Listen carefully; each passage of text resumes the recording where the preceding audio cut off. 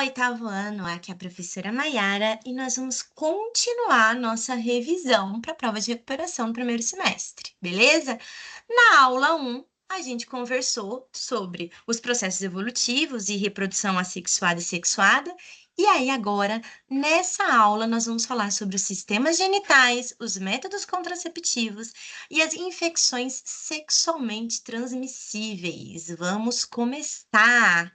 Bom, os sistemas genitais masculinos e femininos, eles são formados e desenvolvidos para que haja a reprodução, né? Então, vamos lá para o sistema genital masculino.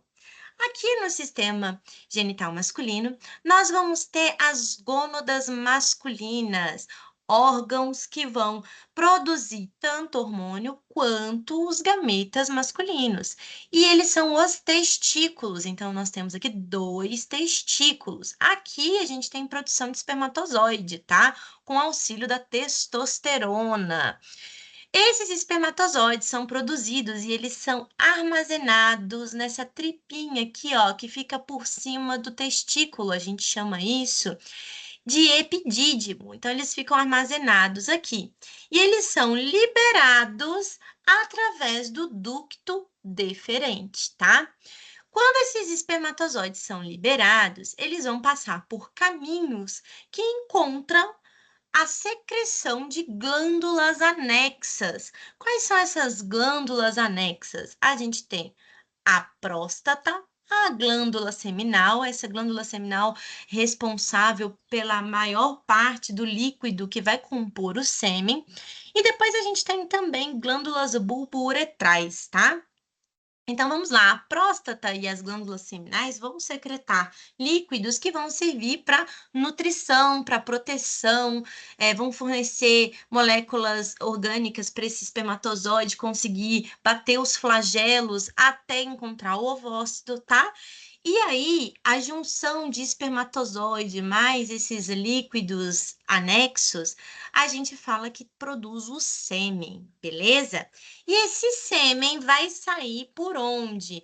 Pela uretra. Bom, ao contrário do sistema reprodutor feminino, o sistema reprodutor masculino divide um órgão com o sistema urinário, que é a uretra.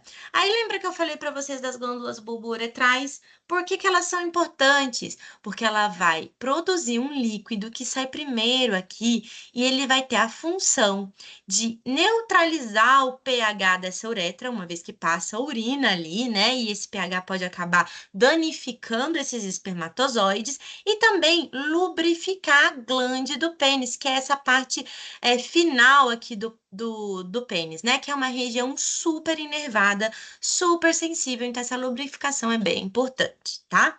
Bom, quando tem o ato sexual, existe um aumento da circulação sanguínea, porque aumenta esse batimento cardíaco, né? A frequência cardíaca aumenta, bombeia-se mais sangue para essa região.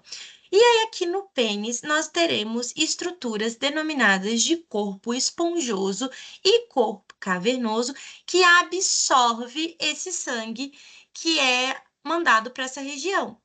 E aí vai acontecer algo semelhante com o que acontece em esponja de maquiagem. Já viu que quando você pega a esponja de maquiagem e molha, ela aumenta de tamanho?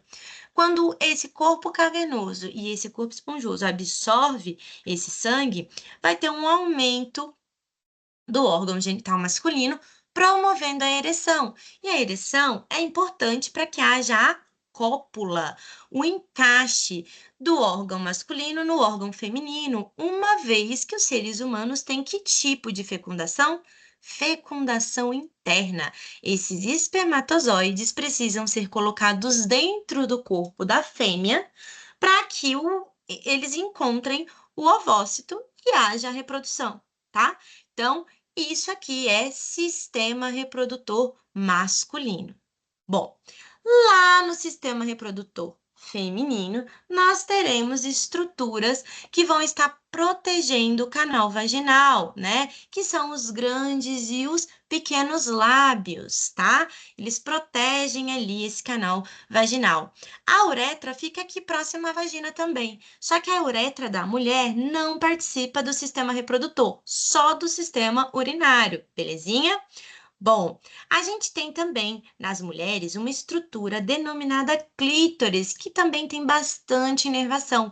É uma estrutura análoga à glande no sistema reprodutor masculino, tá? Então, o canal vaginal, passando aqui no canal vaginal, nós temos o útero, tá? E aí, no útero, nós temos um músculo muito importante que a gente chama de miométrio.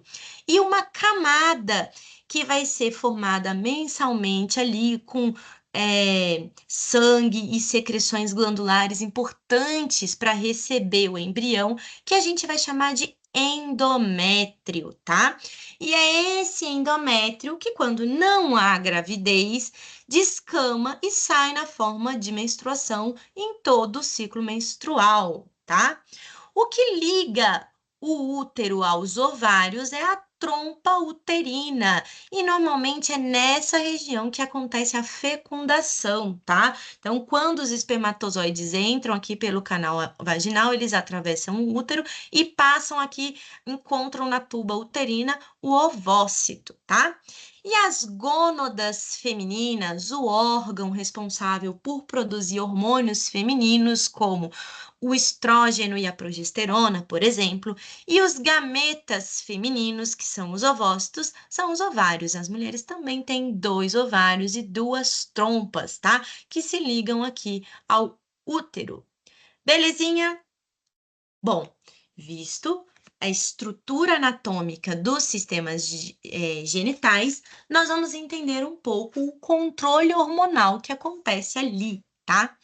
Lá no nosso sistema nervoso, a gente tem uma estrutura chamada adenohipófise, tá? A hipófise ela é dividida em adenohipófise e neurohipófise. A adenohipófise é a parte dessa hipófise, que é uma glândula bem pequenininha que está ali no nosso, compondo ali o nosso encéfalo. Ela vai ser responsável pela produção de hormônios, que no hormônio aqui, no caso do sistema genital, né, do sistema reprodutor, são o hormônio luteinizante, que é o LH, e o folículo estimulante, que é o FSH, tá? A neurohipófise, ela normalmente só armazena hormônio, ela não produz, tá? A adenohipófise que produz, belezinha? Bom, essa adenohipófise produz, então, LH e FSH, que são conhecidos como hormônios gonadotróficos. Por que gonadotróficos? Porque ele vai agir nas gônadas masculina e feminina. Então, age onde? No testículo e no ovário. E muitas vezes vai estimular a produção de hormônios por essas glândulas. Quais são esses hormônios? Testosterona, no caso dos testículos, e estrógeno e progesterona lá nos ovários. Bom, e como esses hormônios gonadotróficos, né, produzidos lá na adenohipófise, vão influenciar a regulação no homem e na mulher, tá? O LH no homem vai ajudar a produzir hormônio masculino, né, que a gente chama de andrógeno, principalmente a testosterona. Já o FSH, junto com a testosterona, estimula a produção de espermatozoide, ou seja, a espermatogênese. Lá na mulher, o LH vai promover a ovulação, ou seja, a liberação do ovócito ali pelo folículo ovariano. E o FSH age no ovário, estimulando a produção de estrógeno para que esses folículos amadureçam, tá? Nós vamos entender isso agora, estudando esses gráficos aqui bem bonitinhos, tá? Isso vai regular o ciclo menstrual da mulher. O ciclo menstrual, ele é o período entre uma menstruação e outra, tá? E varia muito de mulher para mulher. Tem mulher que o ciclo dura 20 dias, outras podem durar 28, 32, 30, enfim, varia muito, tá? É muito particular. E mesmo que a mulher tenha um ciclo muito regular, ou seja, todo o ciclo dela vem a cada, sei lá, 20 dias, por exemplo, elas estão sujeitas à alteração nesse ciclo menstrual quando elas ficam doentes, por exemplo, ou quando elas estão sob situação de estresse. E se a gente tem uma alteração no ciclo menstrual, consequentemente, a gente tem uma alteração no período fértil, tá?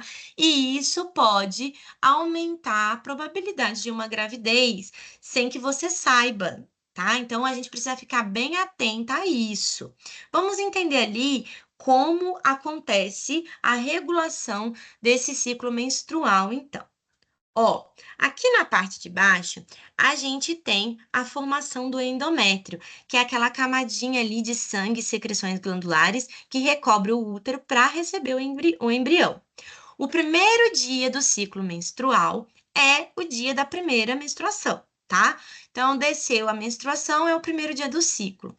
Olha como tá o folículo ovariano lá nos ovários, tá? Ao contrário dos homens que produzem espermatozoide constantemente, as mulheres já nascem com todos os seus ovócitos prontos. Então, é, por isso até que a mulher tem um período ali de reprodução e o homem não, por causa dessa diferença na produção das células gaméticas, tá? Então, lá quando você está na barriga da sua mãe, são formados os seus ovócitos, que a gente vai chamar de ovócito primário.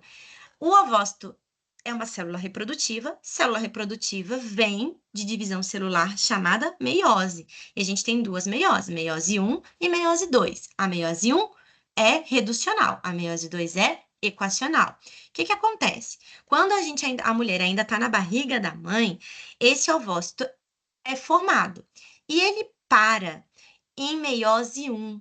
E aí a gente chama isso de ovócito primário. Então, quando nascemos todas com ovócitos primários lá dentro dos nossos folículos ovarianos, no nosso ovário, tá? Quando chega a puberdade, tem o aumento da produção dos hormônios femininos, né? Estrógeno, progesterona, enfim. E aí, o que vai acontecer? Mensalmente, esse ovócito primário, ele completa a meiose 1 e inicia a meiose 2, mas não completa essa meiose 2. Ele é liberado na ovulação em meiose 2. Ele só completa a meiose caso haja fecundação com o espermatozoide. E aí, a gente tem a formação do óvulo, tá? Então, completa-se a meiose apenas com a fecundação. Mas vamos entender então aqui o que está acontecendo. Primeiro dia da menstruação, o endométrio está bem cheinho, menstruou. O ovócito, o folículo ovariano está pequenininho lá com o ovócito primário. Olha que a temperatura do corpo, por volta ali, né, dos 36 graus, e os hormônios, tanto FSH, LH, estrógeno e progesterona, estão bem baixinhos. Com o passar dos dias, o que começa a acontecer? Um aumento do FSH lá na adenohipófise. Esse FSH cai na corrente sanguínea, atinge os ovários e lá ele vai estimular a produção de estrógeno. Quando a gente tem um hormônio estimulando a produção do outro, a gente fala que a gente tem uma relação de feedback positivo. A gente tem um estímulo que promove uma resposta positiva. Então, aumenta-se ali a produção de estrógeno no ovário. O que acontece ali com o folículo ovariano conforme aumenta esse estrógeno? Ele vai se desenvolvendo, ou seja, esse ovócito primário, ele conclui a meiose 1 e inicia-se a meiose 2 e vai ficar em condições para ser liberado do ovário, tá? Acontece que o aumento do estrógeno inibe a produção de FSH, ou seja, tem uma relação de feedback negativa. A gente tem aqui um estímulo, que é o estrógeno, promovendo uma resposta negativa, que é a queda da produção de FSH. Em contrapartida, esse aumento de estrógeno aumenta, olha aqui em azul, aumenta a produção do LH, um outro hormônio gonadotrófico produzido lá na adenohipófise, tá? E esse pico de LH aqui, que coincide aqui com o pico de estrógeno, porque é um feedback positivo, vai fazer com que a ovulação aconteça, ou seja, o ovócito, que agora não é mais primário, é secundário, ele sai do folículo ovariano, tá? Bom, eu não falei para vocês que o estrógeno, ele inibe o FSH, mas lá no início a gente viu que o FSH, ele era o estimulador do estrógeno. Então, se não tem mais FSH porque caiu, o que que acontece com o estrógeno? Ele cai. E a partir do momento que ele cai, o FSH volta a ser produzido e aí o estrógeno vai voltar a ser produzido mais para frente no ciclo. Belezinha? Bom, eu quero que a gente volte aqui para a parte da ovulação. O que acontece nessa ovulação aqui, ó? Nessa ovulação, existe um aumento da temperatura corporal ali da mulher, tá? E reparem, tá? Durante o aumento do estrógeno aqui nesse primeiro pico, a menstruação que tinha eliminado o endométrio, o estrógeno começa a favorecer o quê? A formação dele de novo, tá? Então, esse estrógeno, esses picos de estrógeno, tem dois aqui, ó, eles estão aumentando, eles estão construindo esse endométrio para receber de novo um embrião, caso haja fecundação. Belezinha? Bom, quando o ovócito 2 é liberado aqui na ovulação, ele vai formar uma cicatriz que a gente chama de corpo lúteo, tá? E esse corpo lúteo vai estimular a produção de um outro hormônio, que é a progesterona. Então, observe, ó, a partir da ovulação, o que acontece com a progesterona? Ela começa a aumentar. Qual que é a função da progesterona aqui? Manter esse endométrio no útero, porque ele quer receber o embrião, tá? Mas aí não teve fecundação. O que acontece com o corpo lúteo? Com o passar do tempo, ele vai desaparecendo e forma o corpo albicans. E aí para de produzir progesterona. Essa progesterona cai. Se a progesterona cai, é sinal de quê? Sinal de que não teve fecundação e aí a gente inicia um novo ciclo com a menstruação. Não tem mais um hormônio que segura o endométrio no útero, ele é descamado na forma de menstruação, tá? Caso haja uma gravidez, uma fecundação, o que acontece? As células desse zigoto, né? O óvulo, ele se desenvolve em zigoto, depois em embrião e depois em feto, tá? Opa, desculpa. Bom, caso haja, então, uma fecundação, uma possível gravidez ali, o que vai acontecer? Porque a gente viu que o corpo lúteo desaparece e ele que produz progesterona para manter o endométrio e precisa do endométrio para receber o embrião. Bom, fecundou ovócito e espermatozoide, a gente tem a formação do óvulo. Esse óvulo começa a se desenvolver, a dividir ali, fazer mitose e vai formar o zigoto. O zigoto vai se desenvolvendo, a embriogênese vai acontecendo e forma um embrião. Esse embrião se desenvolve no feto até nascer a criança, tá? Então, o que acontece? Ali nessas células, depois da fecundação, mais especificamente as células do trofoblasto, tá? Vocês não precisam saber disso, é só uma curiosidade para vocês entenderem. E depois essas células vão originar a placenta, tá? Eles vão começar a produzir um hormônio chamado HCG. E é esse hormônio aí que é o hormônio do teste da gravidez, para saber se a mulher está grávida. Esse HCG mantém o corpo lúteo funcionando, e aí esse corpo lúteo continua produzindo progesterona e mantém ali o endométrio durante toda a gravidez. Deu para entender? Bom, quando vai acontecer a ovulação, então, que é o período fértil? No meio do ciclo. No nosso exemplo aqui, o ciclo é de 28 dias. Então, o meio do ciclo aqui é 14 dias, é o 14º dia. Qual que é o período fértil? A gente vai contar alguns dias para trás e alguns dias para frente. Por quê? Porque o espermatozoide pode sobreviver ali no útero, no aparelho reprodutor feminino, entre 48 e 72 horas, mais ou menos, tá? Então, ó, o livro de vocês traz que a gente conta 5 dias para trás e 3 dias para frente para considerar período fértil. Esse ciclo aqui, a ovulação aconteceu no dia 13, tá? Não foi no dia 14. Aí eles vão contar aqui, ó, não no dia 13 do mês, tá, gente?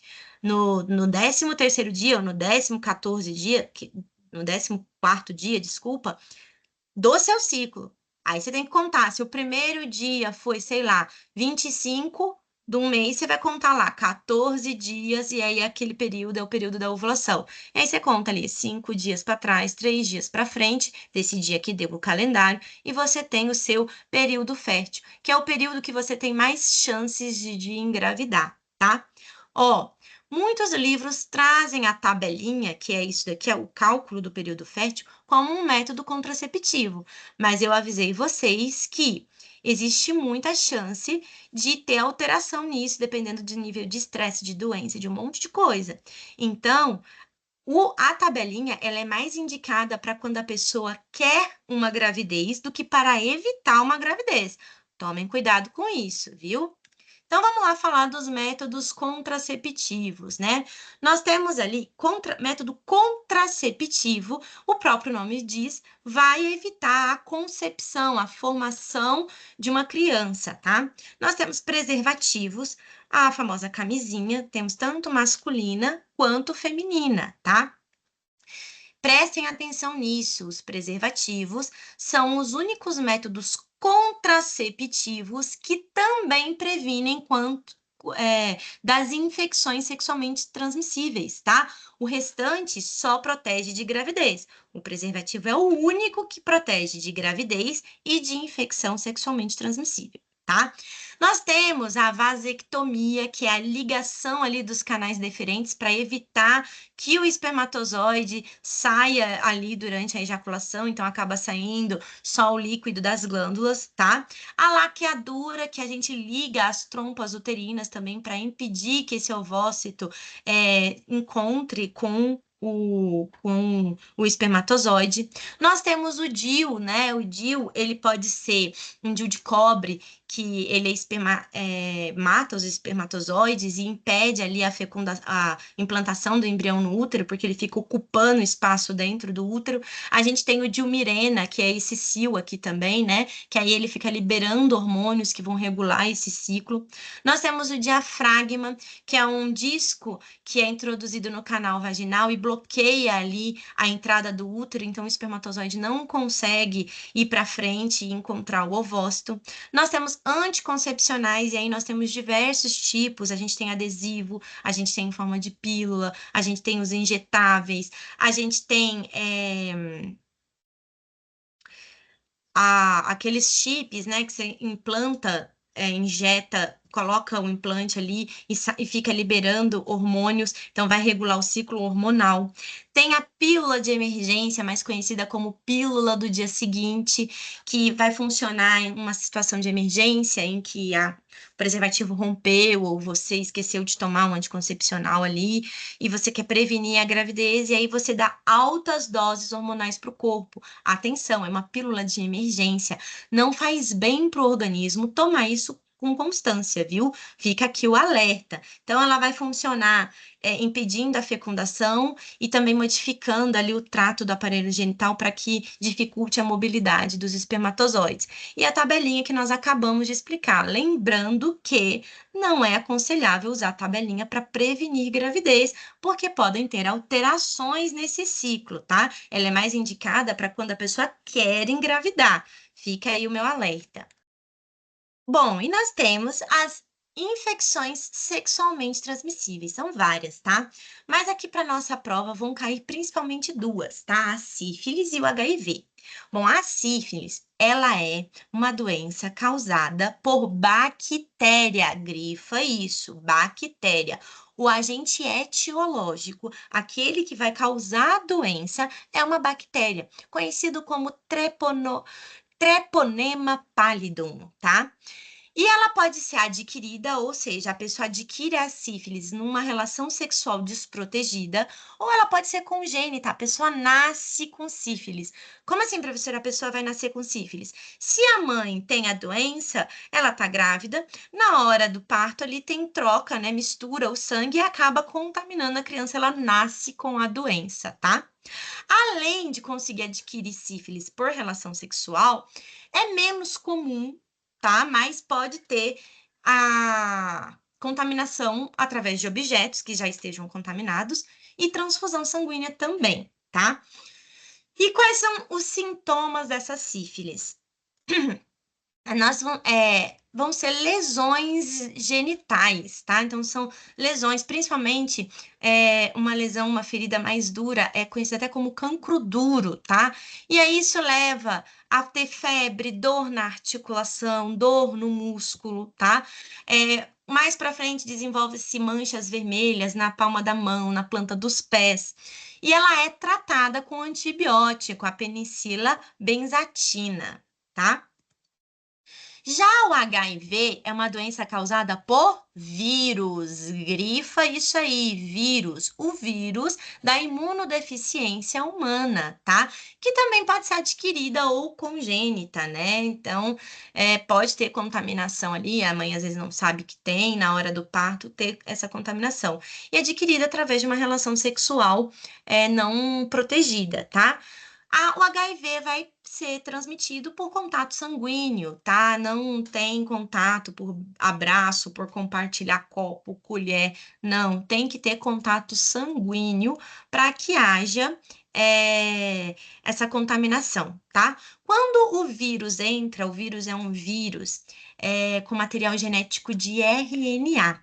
Então, ele vai entrar no corpo do ser humano ali e ele vai atacar células do sistema de defesa. São linfócitos T citotóxicos que a gente chama de CD4, tá?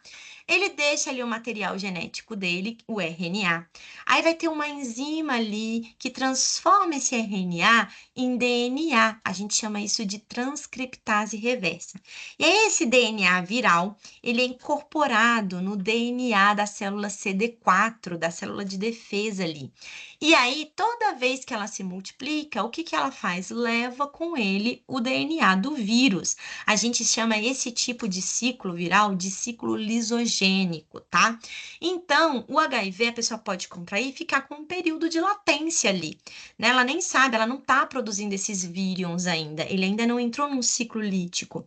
Quando acontece o ciclo lítico? Quando esse DNA aí, ele é transcrito, aí começa-se a ter a produção de RNA viral, das proteínas virais, a montagem do vírus HIV, que sai pelas células e aí fica mais transmissível, tá? Os sintomas da AIDS, né? O HIV é o agente etiológico, ele causa a AIDS, tá? A doença é a AIDS. Então, esses sintomas da AIDS é febre, mal-estar, diarreia, sudorese, principalmente à noite, um emagrecimento, tá?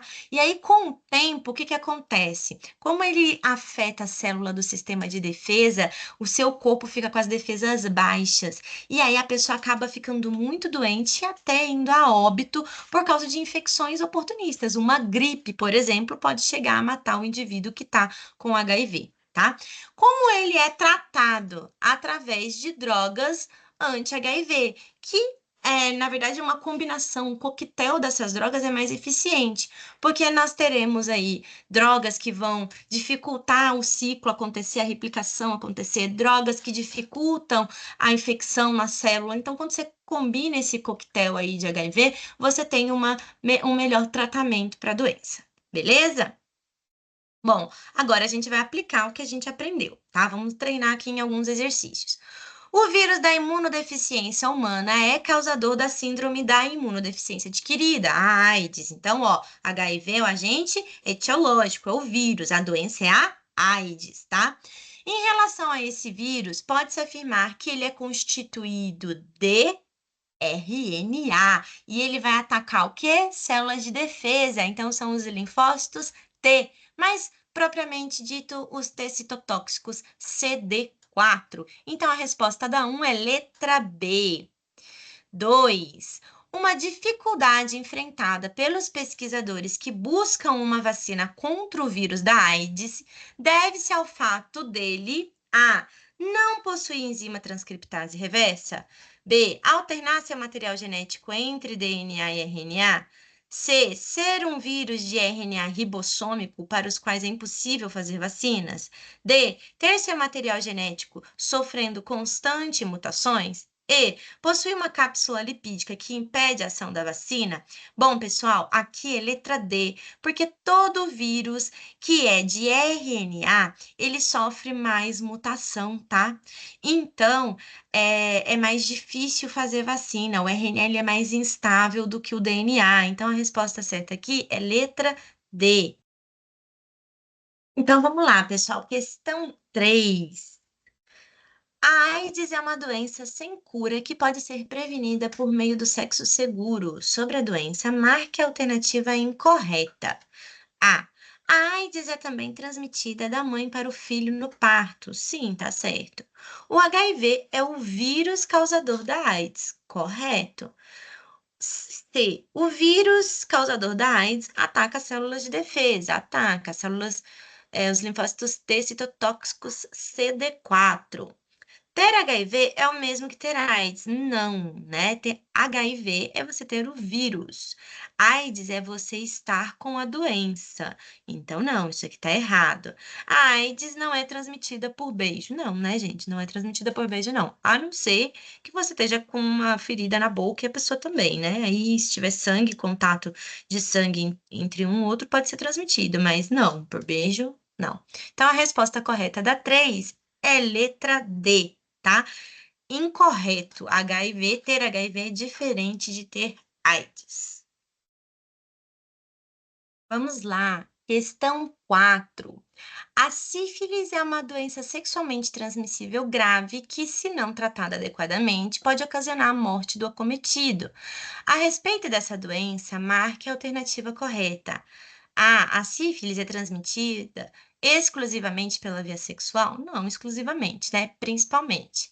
B. A sífilis pode ficar um período sem manifestações clínicas, dando uma impressão errônea de cura? Sim, tá? Isso acontece. Ela para os sintomas um pouco, depois volta. Então, sim.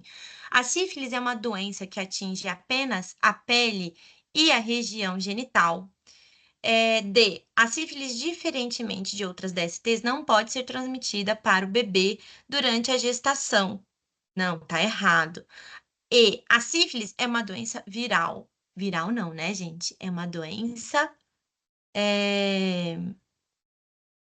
bacteriana, então tá errada. Então a E tá errada, a D tá errada, né? Pode ser sim no parto.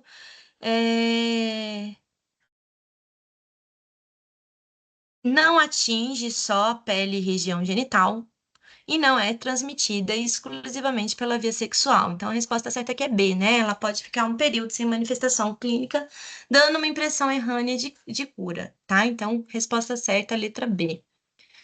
5. Muitas mulheres sofrem com desconforto nos dias que antecedem a menstruação, a chamada tensão pré-menstrual.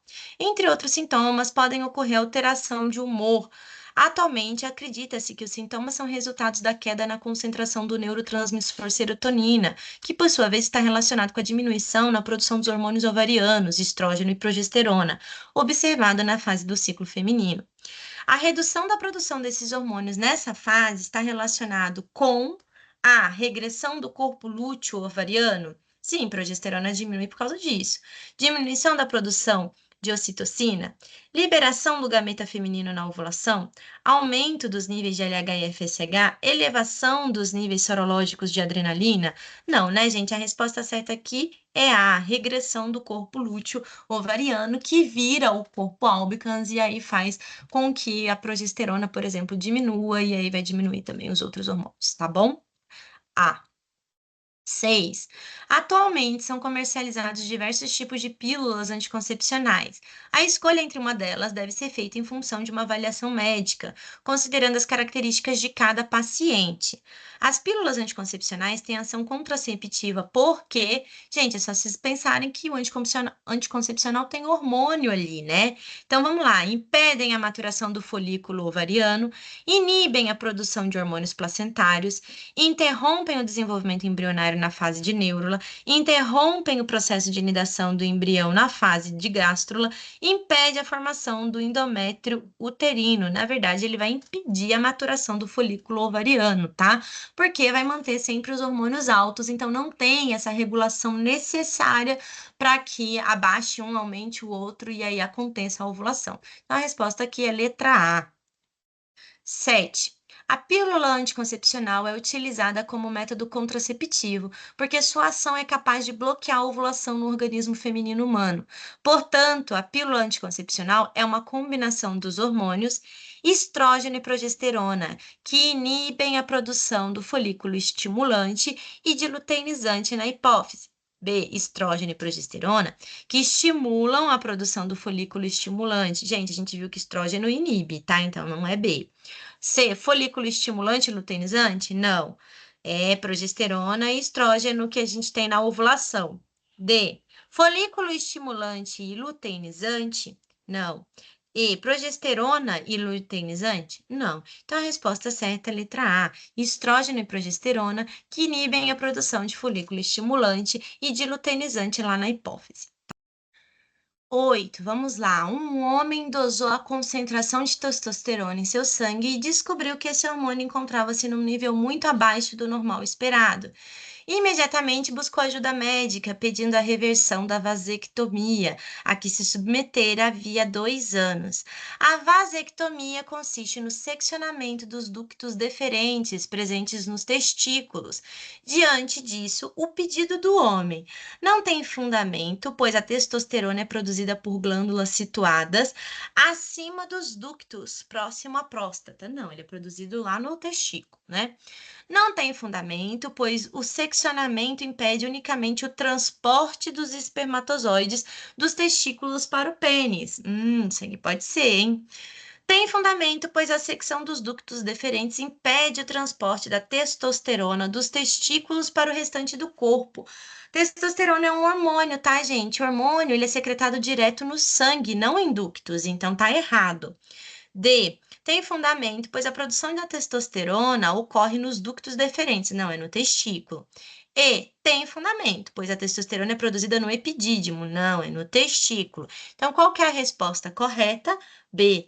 Não tem fundamento, pois o seccionamento impede unicamente o transporte dos espermatozoides dos testículos para o pênis, e não a produção de testosterona pelo testículo, que vai ser liberado no sangue, tá? 9. O sistema reprodutor masculino e feminino apresentam diferenças anatômicas, mas também possuem estruturas homólogas, ou seja, que têm a mesma origem embrionária e função similar. Assinale a alternativa que indica as gônadas do sistema masculino e feminino responsável pela produção de gametas e hormônios sexuais. Quais são as gônadas masculinas e femininas?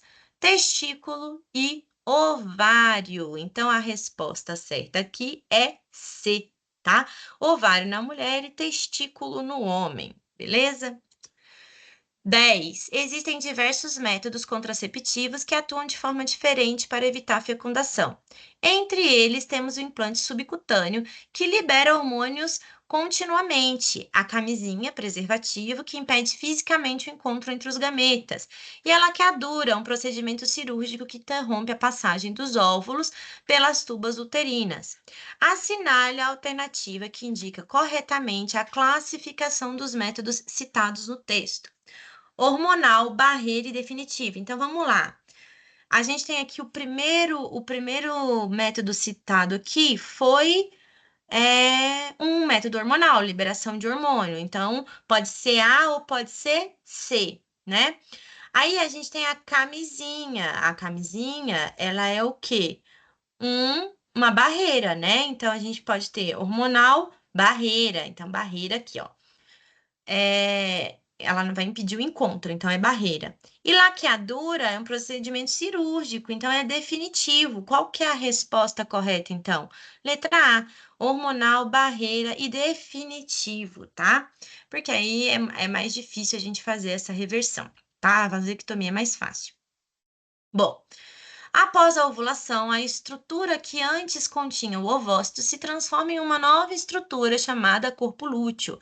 Essa estrutura desempenha um papel importante no ciclo menstrual e na preparação do útero para uma possível gestação. Assinale a alternativa que indica corretamente a função do corpo lúteo. Corpo lúteo produz o que? Progesterona, que mantém o endométrio ali no útero. Então, vamos lá? Estimular a produção de espermatozoide? Errado. Produzir hormônio que mantém o endométrio preparado para implantação? Sim, tá? B. Letra B tá certa. Garantir liberação do ovócito? Não. Quem libera o ovócito é o LH. Favorecer o rompimento do folículo ovariano antes da fecundação? Não. Isso acontece com o LH também. Inibir a ação da hipófise durante a menstruação? Não. Resposta certa da 11 é letra B, tá? Bom, pessoal, então é isso. Nessa aula a gente falou sobre a parte de sistema reprodutor, principalmente. No vídeo passado, nós falamos de reprodução sexuada e assexuada, um pouquinho sobre a origem da vida, e esse é o conteúdo que vai cair na prova de recuperação de vocês, tá? Desejo que essas aulas ajudem vocês, que vocês vão lá e arrebentem, tirem uma nota maravilhosa e vão para as férias assim super tranquilos, tá? Um grande abraço para vocês e boa prova!